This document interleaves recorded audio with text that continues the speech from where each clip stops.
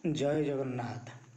कर्मयोगर तत्व कर्म कर्मी और कर्मफल ए तीनोटी शब्द भितर कर्मयोगर समस्त तत्व और रहस्य लुचि रही।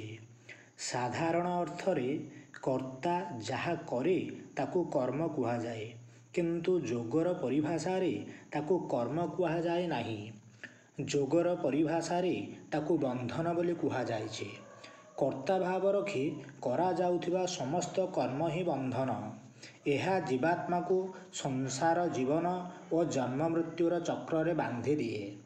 यह जीवात्मार स्वरूप लाभर अंतराय हो जाए।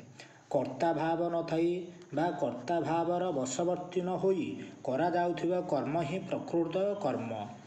जोगर परिभाषा रे यही प्रकारर कर्म को विसर्ग बोली कुहा जाइछि।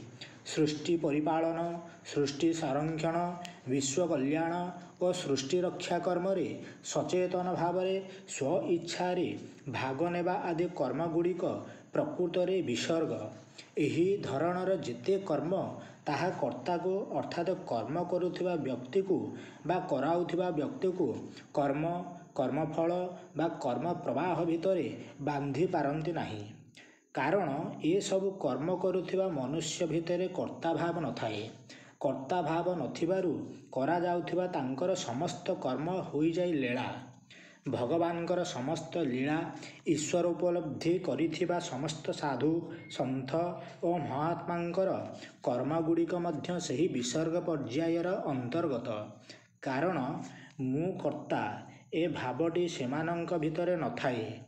कर्म जेतेबेले विसर्ग हो जाए सेतेबेले कर्मफल प्रति आदौ आसक्ति रहे नहीं। कर्मफल प्रति आसक्ति नथिबारु कर्मरु सृष्टि हेउथिबा तीन प्रकारर फल बा परिणाम यथा सुख दुख और सुख दुख कर्म करुथिबा मनुष्य भोग करंती नहीं। भगवान गीतारे कर्मयोगर यही रहस्यटी कहिबाकु जाई निजर उदाहरण देइछन्ति। न मां कर्माणि लिम्पन्ति न मे कर्म फले स्पृहा इति मां जोभिजानाति कर्मभिर्न स बध्यते। कर्मफल प्रति आसक्ति रहिले ही कर्मरे लिप्तता आसे।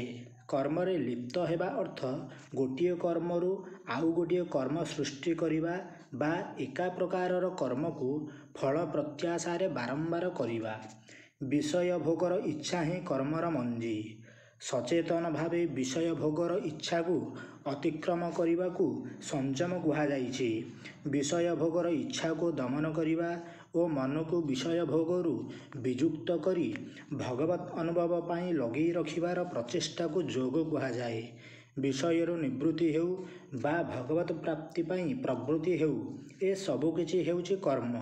गोटिए कर्म जीवात्मा को संसार रे बांधि रखे और अन्यटी जीवात्मा को संसार बंधनरु मुक्त कराई परमात्मा सह एकाकार करि दिए।